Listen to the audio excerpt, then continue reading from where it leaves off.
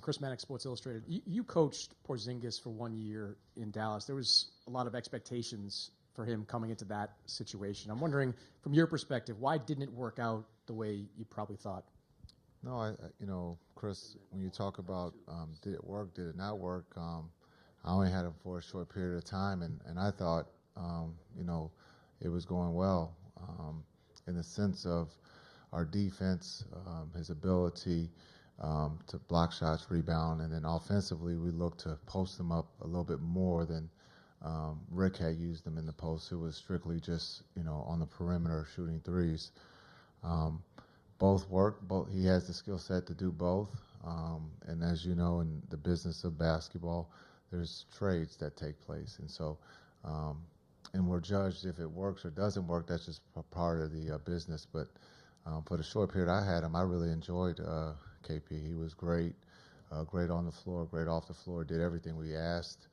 When you talk about, maybe the health, he got hurt.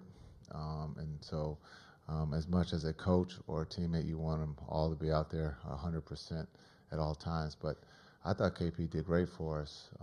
But the business of basketball, there was a pivot. And so from there, things changed.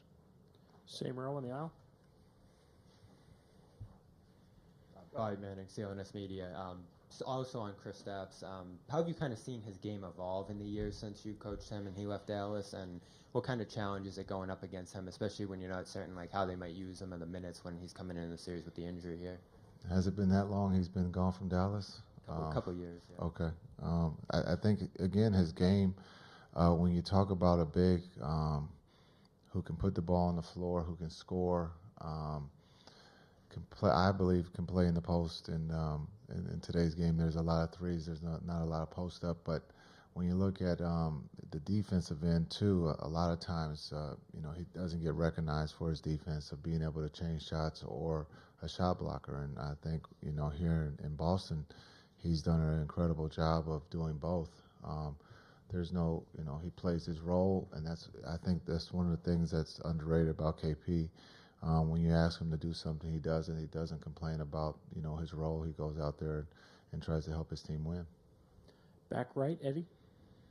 Eddie, SuffielMavs.com.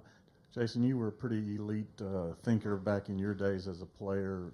I'm wondering what you think about the way Luka thinks his way around the court to help maybe some athletic shortcomings, maybe. Well, you said that, Eddie. I did not. We believe that he's super athletic, and so. But when you talk about basketball IQ, everybody has different levels. When you look at Luka's level of understanding the game, time and score, who's on the floor, he is at the head of the class in that sense. When you look at the stage, he's not afraid of the stage, of the moment. Successful or not, he loves that moment, and so it's really cool when you get to spend a lot of time with someone to see how they do move around the floor. He has shown that he can play defense at a high level. He's also shown, that he'll take a little time off when needed defensively, but when it comes down to it, he's about winning. And that's why we're here, is because of he's playing both sides of the ball, and he understands when he has to. But his offensive skill set is pretty special. When you talk about being able to play inside and out, play the mid-range game, shoot the deep three. He's just, so I think he's one of the smartest players in this league, and that's why, again, we're playing in the finals, because of his IQ and his willingness to step up on that stage and not be afraid to fail. Over here, Tim, on the third row on the aisle. Jason, Tim Reynolds with the Associated Press. When Boston lost to Golden State a couple of years ago, there was a sense that guys like Jalen and Jason had to go through the finals. They had to go through it once to figure out what it was about. You played in it a couple times as a player before you won one. Is there any truth to that notion that a guy really to understand what it takes to win it you almost have to go through the pain of losing one once to fully comprehend how big a deal the finals are? Yeah, I think you do have to experience, I think that's the nicer way to accept losing is that you have to go through it. It's a graceful way to accept losing. But you do have to, again, go through, defeat to understand, that bad taste or how you feel, how does it make you feel to work on your game, to get better. But then there are times when you're just not good enough. And as a player, unfortunately with the Nets, we played the Lakers. We just weren't good enough, and we got swept. And so there are some cases that you just run into Shaq and Kobe, and you got to just take defeat and then move on. But we did bounce back to come back. But I think you do.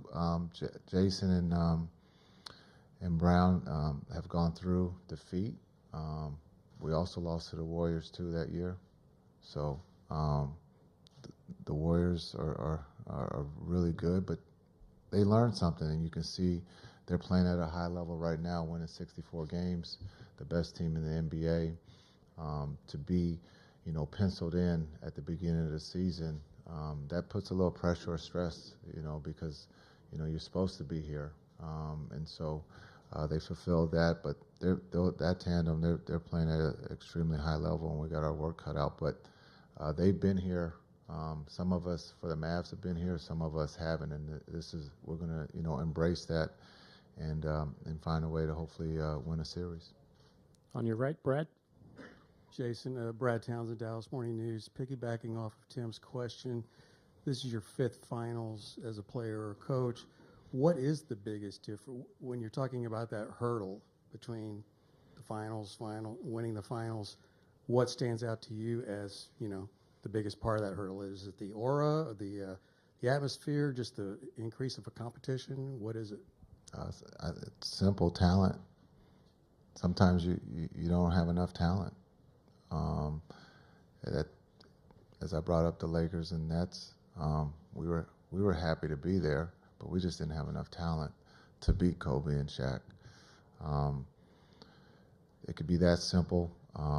But, nerves sometimes play a part too, just the human side of things, But at the end of the day, as much as we've talked about it, to embrace it, to stay steady, and to enjoy this time, because you're not promised anything to come back the following year. So to do everything, this isn't a vacation. This is a road trip in the sense of a job. We have an opportunity here to find a way to win on the road. So that's how we're approaching it. But, this is the best of the best at the highest level, and it's fun. And that's what the finals are all about, is seeing what team is going to step forward and take advantage of mistakes.